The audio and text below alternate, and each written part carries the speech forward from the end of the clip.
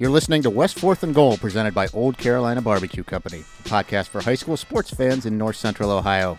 I'm your host, Kurt Conrad, and as always, I'm here with producer Noah Jones. The third member of our team, co-host Effie James, is on the disabled list this week. Effie is home with the flu, but I'm told he's almost ready for a rehab assignment. Pitchers and catchers reported earlier this week, so we'll stick with that baseball motif. I'm super into it. Yeah. I love it. Well, we're gonna send Effie to our AA affiliate before we recall him to the. Get his hacks in. Yeah, make sure absolutely. Make sure the back's rotating correctly. Absolutely. We have another historic show in store for you today, but before we get started, let's take a minute to thank our title sponsor, Old Carolina Barbecue Company.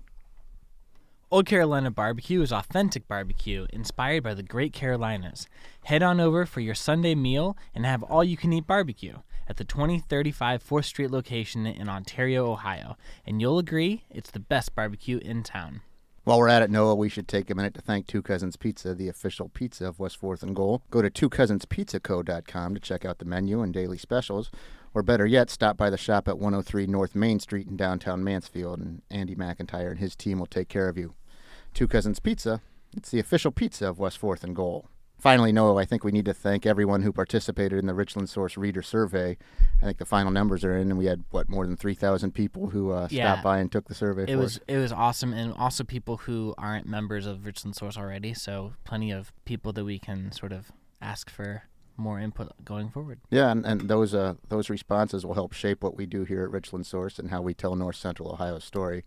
It's an innovative way, I think, to approach journalism, but we're nothing if not innovative, so I guess that's the way to go. It's how you and I are sitting at this table. Yeah, we both got our start in traditional newspapers, but newspapers are kind of going the way of the dinosaurs, so I guess you have to adapt or go extinct, so I think we're doing a pretty good job of that. This podcast and the others under the Richland Source Podcast Network umbrella are just one example of alternative storytelling that we pride ourselves here in at Richland Source. The West 4th and Goal podcast is in its third season, and today's episode marks another first. Noah, we've had Mr. Football winner in here, Kate Stover from Lex. We had Mr. Football runner-up, Angelo Gross from Mansfield Senior. We've had a bunch of D1 commits, and we've had a bunch of All-Ohioans. But this is the first time, I think, that we've ever had a finalist for the prestigious National High School Cross-Country Runner of the Year. He's the reigning Division II cross-country state champ, adding that title to last spring's 1,600 and 3,200-meter state crowns. And just last week, he was selected the Gatorade Boys Cross-Country Runner of the Year for the state of Ohio. He'll find out later this month if he's the National Runner of the Year. We are thrilled to death to welcome Shelby's Caleb Brown to the show. And Caleb, thanks for coming down and joining us. Thank you. I appreciate you for having me. Now, did you run here from Shelby, or did you drive to town? No, I drove here. That's only about 12 miles, and I would think that, that's not really unreasonable for someone like you. I mean, when you're really into training, how many miles are you running a week? It just kind of depends on the week. It's usually around 8 to 10. I usually try to hit 70 miles a week. Sometimes, if it's a big race, 55, but anywhere from 55 to 70 usually. Right. So what's a big mileage day look like for you? Is it 15? Is it 20? What is it? Yeah, usually it's on Sundays. It's a long run, so it's probably 12 to 15 miles. All right. Now, I'm sure by now everyone knows that you won the Division II cross-country state championship in the fall. You had the fastest time of the day, I think 15:05, a little off your PR, but very, very fast nonetheless, and you did that. I mean, you finished 8 seconds ahead of, I think, your nearest competitor. And no, I mean, that's 8 seconds when you think about it. That's a significant gap there. I mean, there's a big gap between 8 seconds. Yeah, I mean, I don't think I've ever ran that fast. Right. But what I think a lot of people probably don't know is what you've done since then. You were, second at the night cross-country regional meet in Terre Haute. Then you finished third at the night cross nationals in Portland in early December. Just tell us a little bit about those experiences. I mean, how'd you get involved in those, and just the opportunity to run against not just great runners in Ohio, but all over the country? So NXR was, I did it 2 years ago, my sophomore year. It was a lot of fun. So I tried to go back my junior year, but state got postponed a week, so I couldn't get to it. I knew I had the capabilities to run fast. I knew it was going to be a hard race, but I thought I could qualify. So, when I went there, I got I got second, and I was really ecstatic about it. Right. I was happy with my training and everything. And when I went to NXN, I think I was ranked 18th or so, or I don't know. But the weather wasn't really there for most of the guys, and I kind of took that into my advantage of kind of racing in the mud and having that kind of, weather. So it was definitely a humbling experience more than anything. I didn't really expect any of that kind of stuff to happen. I was hoping for top 10 maybe. And when I came up the hill, and I was in third, I was just kind of like in awe of everything going on. And what were times? I mean, were times where you wanted them to be? Yeah, I'm pretty sure I ran, I don't know, maybe 15:08. So the winner ran 14:52 or something. So he set the course record, but times were, they were still quick considering the conditions. Yeah. Right. And I mean, I covered you for a lot of years now, but I mean, during this past season, I knew early in the year you said, you wanted to go sub 15. I mean, how big of a number is that for you? And I mean, that's kind of the holy grail, I would imagine, for elite level runners, is that go sub 15 minutes. Yeah. Sub 15 is definitely, it was definitely a big goal coming into the season. It's been like kind of like focused on for a while for me after my track season. So, I had to really focus on that, but yeah, it's definitely, as a runner, like you just want to you want to break 16, and then you're like 15 is like the big one. And a lot of guys ran like crazy times this year, like 14:16 and 14:14, and those races were just crazy. So for running 14:51 at districts and breaking 15 minutes, I think a few times, it was definitely a great feeling. Right. I think most recently you won the Virginia Showcase and 4:15 the mile. Ran 4:15, which is third best time in the country so far. You won the 2-mile title at the Spire Showcase in Geneva earlier this month and did that in 8:54.86. I think that's the fastest time in the nation. I mean, how did you get plugged into those things? And I mean, I would imagine those are ultra elite events. I mean, you're running against the best of the best at that point. Yeah, so you have to get invited to the Virginia Showcase, which thankfully I got invited. So I knew there was going to be great competition, so I tried to take it into my hands. And with very low training, I just kind of was going out there to race. And luckily I pulled away with the win. And then actually just recently when I ran that 8:54 at Spire, I had the flu.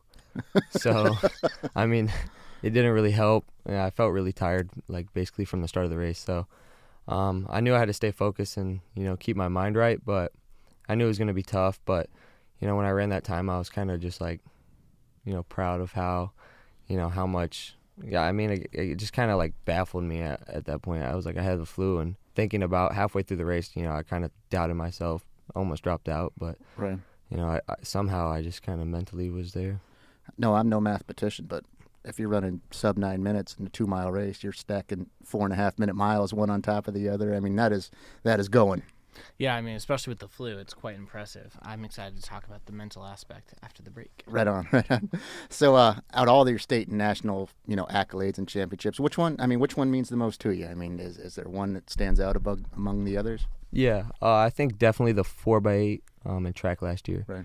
For outdoor. It was definitely probably the best feeling of my life because I was with those guys throughout my whole year, 4 years or 3 years of running, and we kind of grew together. Right. We kind of seen the worst and then the best. So we came a bit short the year prior, and then kind of sending those guys out the way I did, the way we all worked together in that event. That was probably the best feeling, as well as winning the title as a team. Right, and there's a ton of stuff I want to talk to you about your kind of recent history, but let's go back a little bit and talk about your start in cross country and distance running. I mean, you were kind of late to the game, right? I mean, you didn't run cross country until your freshman year. Yeah. It took me a while. Well, how'd you get started? I ran my freshman year of 8th grade track, and then my coach kind of pulled me out of school and was like, you ought to come out in the fall and try cross country. And I knew my dad did it back in high school, so I figured, it'd be a good challenge. It'd be a lot of fun, so I just went for it. As a freshman, you qualified for the regional meet, but you were running times in the high 16s, right around there. Yep. I mean, by the time you were a sophomore, you were third at the state meet. You were running in the 15. I mean, it seems to me like there was a quantum leap there. I mean, how do you explain the big jump right there? Yeah, so training got a lot more difficult. I feel like, I kind of had my coach up the things, up training, up, the quantity of running. And it's not really necessarily about quantity, but it's about quality. And I definitely try to fix my eating. And I think that was a big thing that helped me, my eating and what I was putting in my body. And then also my mental aspect of just you have to like kind of stay focused and take things day by day and not get ahead of yourself. I think that was something big for me. Now you finished third behind, I think it was Buckeye Valley's Zach Kreft and Ryan Johnston from Lexington as a sophomore. And then your junior year, you were second. You were runner-up to Ryan's younger brother, Kyle Johnston. I think maybe people around here get a little spoiled because they're such great cross-country runners. But, I mean, to have those guys basically in your backyard to compete with, how influential, I guess, was that for you? Oh, it was great. It was great because, those guys you see them multiple times throughout the season. Right. And they're so much older than you. They have so much more experience than you, and they're great runners. The Johnston brothers and Lex in general, they're just amazing at, cross country. So to have those kind of guys, you kind of look up to them for a while, and you kind of want to be that person. You kind of want to learn off of them. So having them and being able to race them for experience and whatnot, it's definitely an honor. Do you ever get to sort of talk to them about tips or tricks or anything like that? I did maybe a year ago. I remember when Kyle beat me at state, I was kind of upset about it. So I remember we've talked previously, when they were up for, state titles and stuff as a team and individually, but not recently. I haven't talked to them too much. And they're both running at the University of Louisville now. Kyle's a freshman, Ryan is a sophomore. I haven't checked in recently, but I mean, those are, great runners, obviously. I mean, and it certainly wasn't just them. I mean, your teammates last year were all great runners. I mean, Braxton Tate had a great career at Gallion, and I think the poor kid gets overlooked because he was running in your shadow a little bit because you guys are the same year. But I mean, it's really is like the golden era of cross country running here in North Central Ohio. Yeah, going back to Braxton, like he doesn't get what he deserves. I mean, he was third at state. He runs he's an excellent runner, and yeah, he definitely doesn't get the recognition he deserves. He's a great runner, and I love racing him. Right, and I mean, he was third in state at the Division II state meet, and he was second at the conference meet. Right. Which I mean, because he was running there with you. I mean, it's just it's unfortunate, but I think, and I spoke to him after the state meet, and he said, "Oh, it absolutely makes him a better runner to have he has someone to shoot for," which I think is a huge thing at that level. I only know this because one of my really good friends has a daughter who runs high school cross country, and it's sort of surprising to me only because it's not as a popular sport as football or basketball is. But I've heard from my friend that when the meet is over, people will come up to you and ask for your autograph or take a photo with you and stuff like that. What's that experience sort of like? Is it weird for you or is it awesome? What's that like? Yeah, it was definitely weird at first. I guess it's a good feeling. It's kind of I just don't like people to think of me as like a different person. I mean, I like to look at myself as like a normal high school student that's no different than everyone else. I just like to run, and I don't like to compare myself to anyone else or anything like that, so it's a cool feeling. But like when I see those people, or if they like message me and say they're like my fan, like I don't want them to be my fans. Like I want them to just be like my friends. Have you had to sort of mentally like come up with a way to handle that at all? I guess so, yeah. I mean, it's just it's different when it's obviously it just kind of started recently this year in cross, so yeah, it's kind of weird.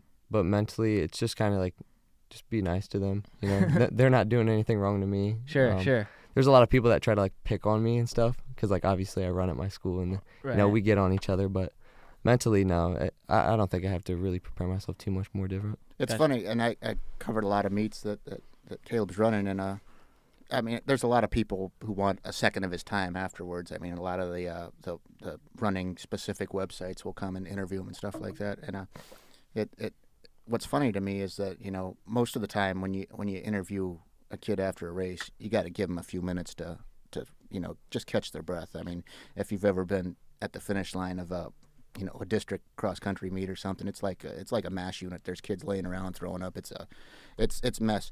You go to Caleb and you say, Caleb, I'd like to talk to you. Do you got a minute? Do you need to catch your breath? And Caleb's like, no, I'm fine. He's never out of breath, and it fascinated me. It's fascinated me his entire career because I don't know if it's not. I mean, it's probably just a matter of training or what. What is that? How is that possible? Yeah, I think it's just my training. I think in workouts I kind of push myself harder than I would in a race. Right. But I think one thing I've really focused on was my breathing during training and racing, because psychologically, if you're not breathing hard and someone beside you is breathing hard, like just psychologically they're gonna be like, he's not working hard at all. Right. Like, yeah, obviously, like I'm hurting, and I don't feel the best, but yeah, after the race I just kind of try to ease off and just control my breathing. So last year as a junior, you beat Kyle Johnston at the district meet, and then he beat you at the regional, and that set up a pretty big duel at the state meet, and he got you there. And I think what was especially disappointing from you and talking to you after that was that not so much the individual stuff, but I mean, as a team, you guys were ranked first, and you were kind of expected to go down there and win a state championship. I think you ended up finishing third. Just take us through that. I mean, how heartbreaking was that for you individually and for the team? Yeah, it was definitely heartbreaking for our team. We worked for multiple years on that. I guess, we were ranked 10th or first for 10 weeks, right. So we had a lot of pressure on us. The state meet got postponed a week. I think a couple guys were sick or so.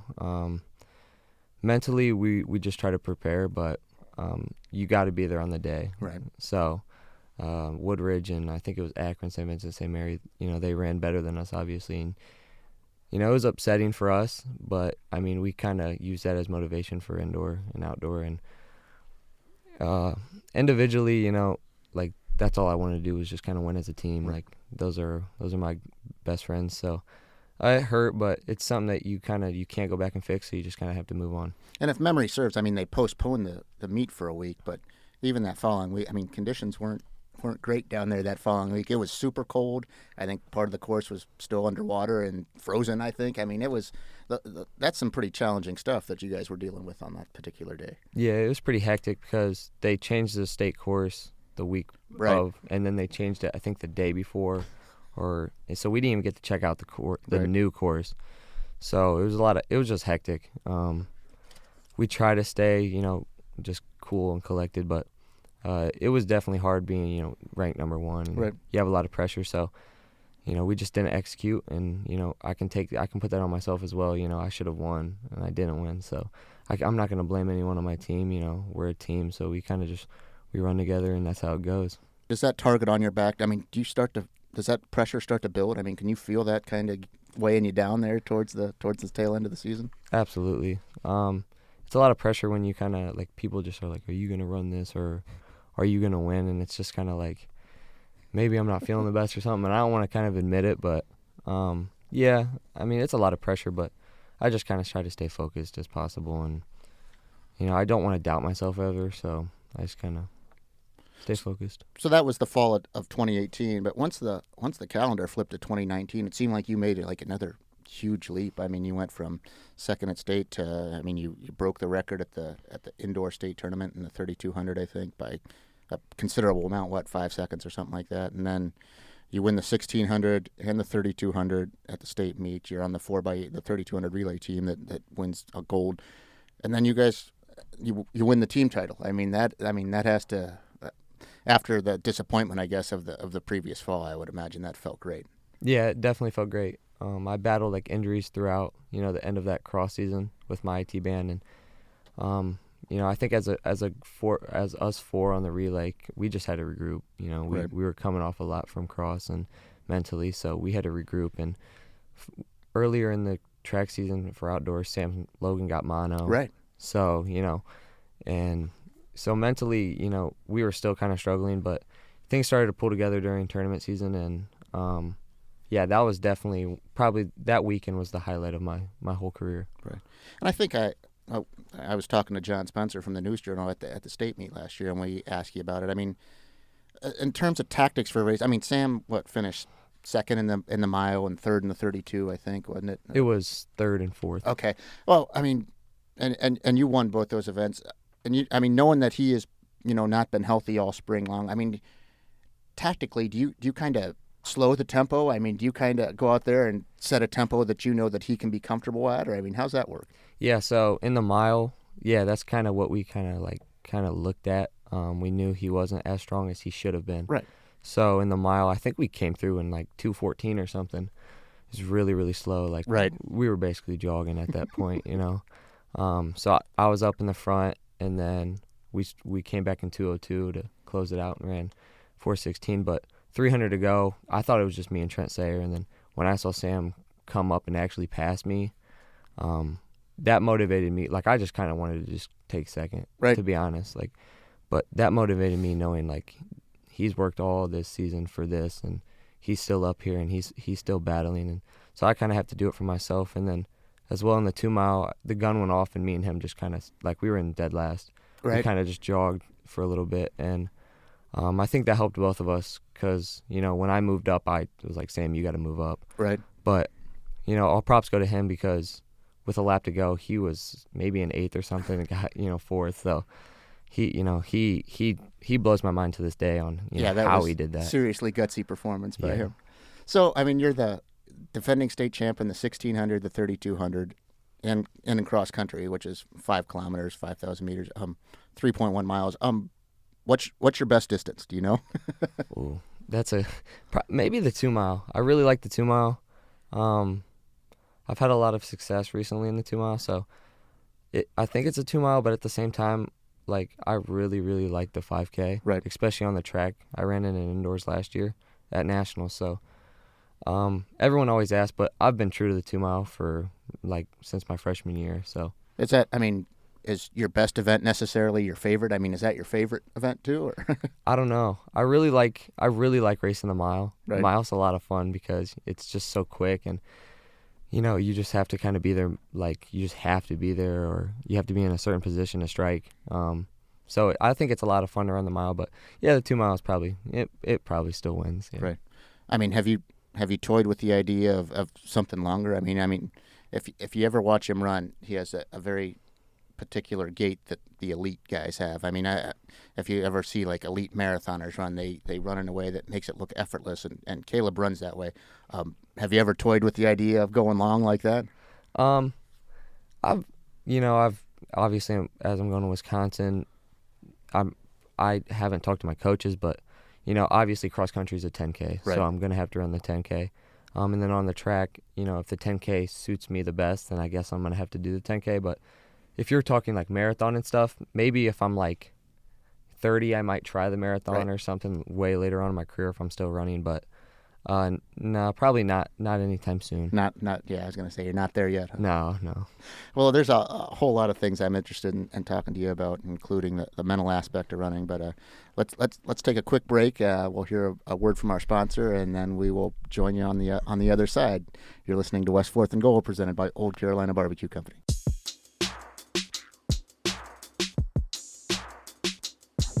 Old Carolina Barbecue has recently installed a new drive-thru at their 2035 4th Street location in Ontario, Ohio.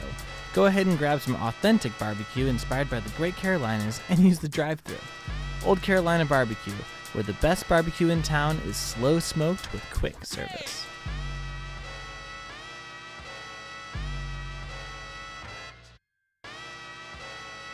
Welcome back to West Fourth and Goal, presented by Old Carolina Barbecue Company. I'm your host, Kurt Conrad, and I'm here with producer Noah Jones. We're joined in the Idea Works podcast studio by National Cross Country of the Year finalist Caleb Brown of Shelby. Caleb, how's that sound? I mean, how's that? I mean, that's pretty heady stuff. National finalist. Yeah, I don't think it's really set in yet. But it's definitely an honor and a blessing to kind of have these opportunities in my life. How'd that come about? I mean, did someone have to nominate? Do you even know how it came about?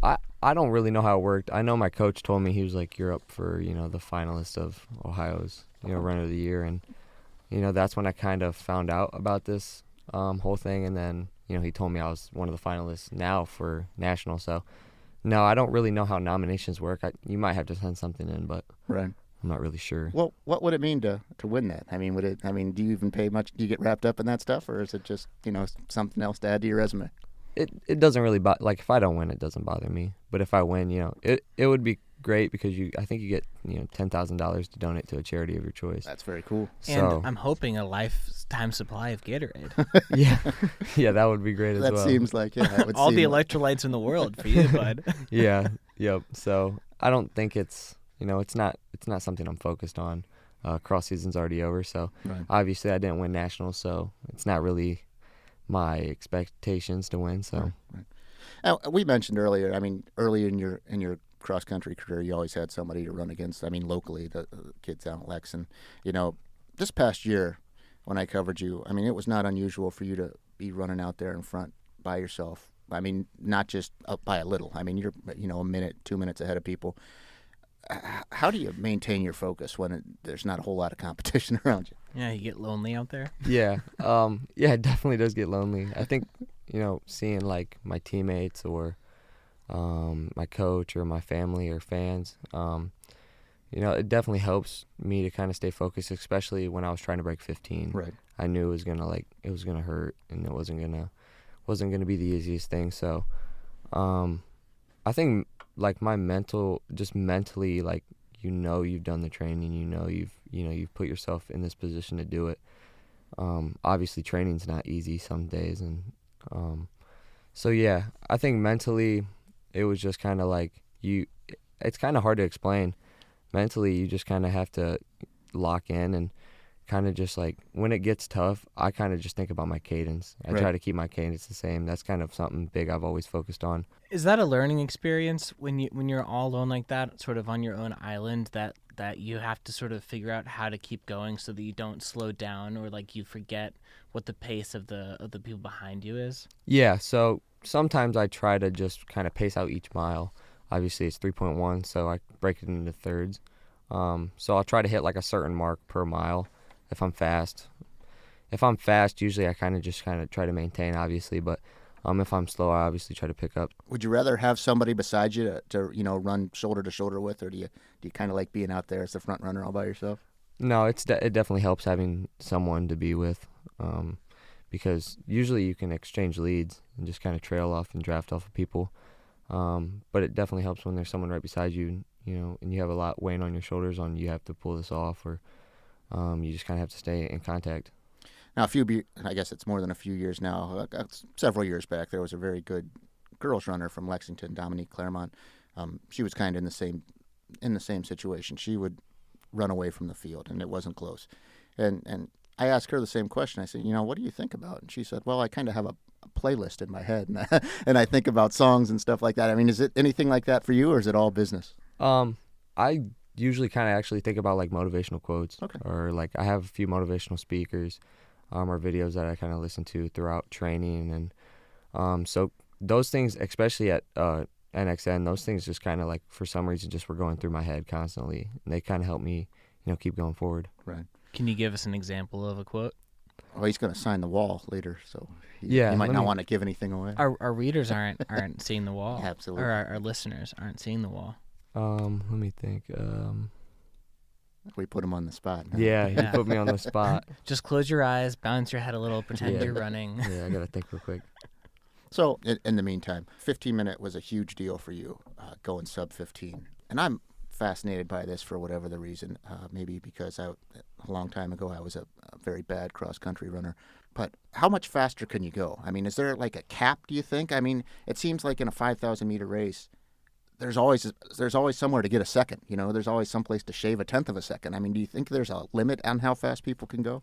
No, I definitely don't think, there's human limitations. One of my favorite runners is Eliud Kipchoge. Obviously, he runs the marathon, and he just broke 2 hours, ran, 1:59:40, which is unreal. Which is stupid fast. Yeah, it's like, I think he averaged like 4:33 per mile or something. So, he kind of focused on like no human is limited, and the world record in the 5K is 12:37, and compared to my times, that's significantly more faster. So, no, I don't really think, especially with technology and spikes and shoes, as things are coming out, I definitely don't think there's any limits on the human capabilities. Right, and you watch Usain Bolt, and granted, it's a 100-meter dash and a 200-meter dash, but you think, well, there it is. There's the fastest person who's ever going to run it. But at some point, just in the natural evolution of things, somebody's going to come and shave, a 100th of a second off that somehow. Who knows how long it'll take. But, I mean, it seems, even at the shorter distances, it's never it's never going to be done. There's always going to be some place to go faster. I agree. Yeah, I think that's definitely. I mean, especially as workout programs, legs get stronger, or people, scientists understand how the mobility could be more, whatever, faster, quicker, whatever. I think that I agree with you that I think the limits are endless. Do you pay a lot of attention to the science of running? I mean, are you a guy who follows all the trends and stuff like that? No, I really like what Nike's kind of done with the running economy, and kind of what you put in is what you kind of get out. So I don't really focus on scientific stuff. Obviously, I focus on my body, but I don't really focus too much on scientific stuff. No. Right. And I think you touched on it just a little bit earlier, and I'd like to kind of get into it a little bit more. I mean, at the high school level, it's one thing, but I mean, you mentioned you're going to Wisconsin to run, and at that level, everyone is very, very good. How important is the nutrition piece, I guess, going forward here? I mean, I would imagine what you put into your body is all of a sudden it's a lot more important than it is, say, running against the other kids in the Mid-Ohio Athletic Conference. Yeah. So people have gotten on me saying, your diet's going to crumble when you go to college. I'm provided with, all the resources I need. So I think it's just kind of staying healthy, and obviously what you put in, it fuels your body. So it helps recovery and everything. So I just kind of have to maintain that. But, training's going to get harder.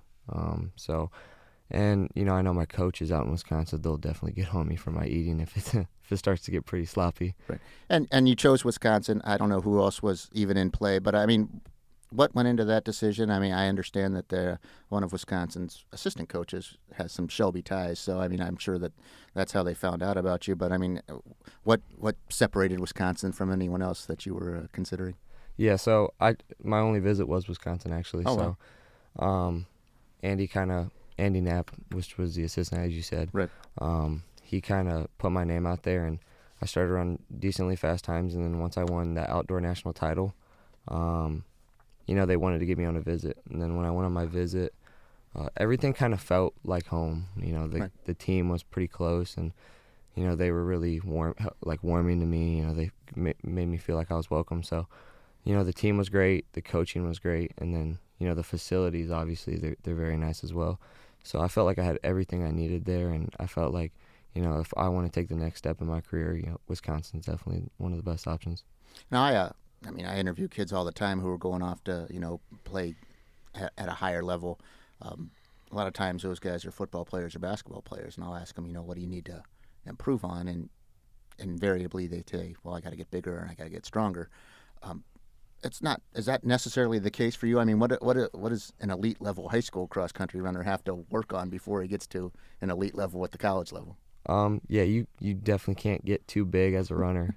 So you kind of have to do low weight, high rep. Right. Just tone up. But getting stronger is, it's pretty important.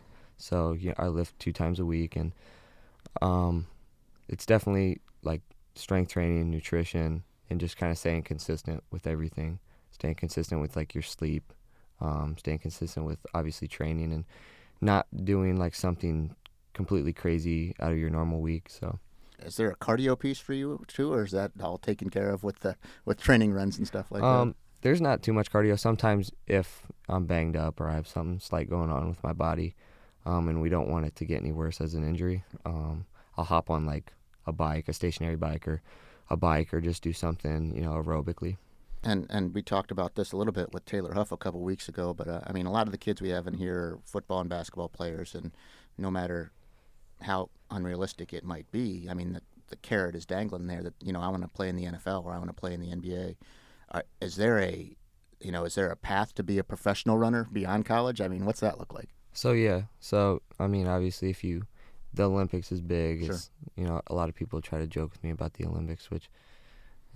That's crazy. That'd be a dream, but you can take that next step to go to. It's brand signs you like Nike or Under Armour, and then you just race big competitive pro races, throughout your season. So they'll put a bunch of pros together in a mile, and you'll just race a ton of pros in the mile, or they'll have really big meets, and you have the elite college guys, and then you have a few pros in there.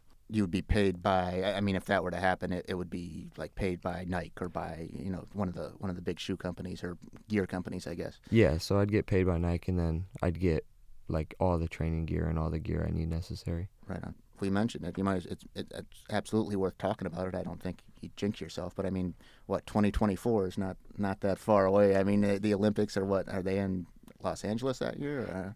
I'm pretty sure they're in Tokyo, maybe. And then 2028's in Los Angeles. Okay, 2028's in LA. Nonetheless, I mean, is that the the shining star out there? Is that the light that you're chasing? Yeah, I think that's 4 years away, so that's definitely a lot of training, a lot of experience through college. So if I can keep taking these big, large steps, I think that I can put myself in position to compete at even the world level. So yeah, 2024 and then 2028 if all goes well. I would imagine, and it just depends on your year, but there's got to be a window there's a window of opportunity, and you gotta hit that window then. Yeah, there's certain qualifying standards for the trials, and then for the obviously you have to race to make it on the Olympic team. So I don't know exactly the window for 2024's standards, and I don't know when it opens and closes for running that, because obviously 2020 is coming up, so everything's kind of getting set and settled. But I know they just lowered all the standards for all the racing just recently, and the 5K standards 13, 17 or so. So times are definitely getting. You got some work to do before you're there. Yeah, a lot of work. Well, I mean, if that happens, Noah, we can say we knew him back in the day, and he joined us when he was on the rise. Yeah, I might join the fellow Ohio cross country runners and ask for your autograph before you leave. Well, good. I think that's going to wrap it up for this week's episode of West 4th and Goal. We'd like to say thanks once again to Caleb Brown from Shelby for coming down and joining us. And join us again next week. We'll get Effie James back in the studio with us. Until then, thanks for listening.